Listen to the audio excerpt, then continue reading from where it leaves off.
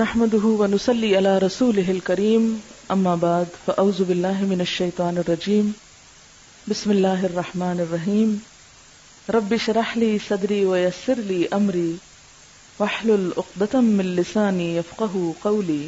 یہ کہتی ہیں کہ کیسے پتہ چلے اس فلاں کی نظر لگی. ہوتا یہ ہے کہ آپ ٹھیک بیٹھے ہیں ہنستے کھیلتے، اتنے میں کوئی شخص آتا ہے اور آپ کی طبیعت خراب ہو جاتی، تب آپ خود ہی کیلکولیٹ کر لیں. نہیں، بدگمانی کیا دلیل ہے اس میں کہ اس کے آنے سے ہی یہ ہوا.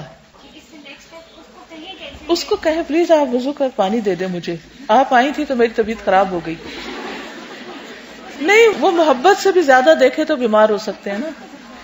اور دوسری بات یہ کہ دیکھیے، اگر مجھ سے کوئی کہے گا میں کبھی بھی مائنڈ نہیں کروں گی، کیونکہ یہ میرے رسول کا بتایا ہوا طریقہ ہے اور میں انسان ہوں اور مجھ میں خیر بھی اور شر بھی ہے. اگر میرے شر سے کسی کو تکلیف پہنچی ہے اور وہ مجھے کہہ رہا ہے سنت پر عمل کرنے کے لیے، تو میں کیوں مائنڈ کروں؟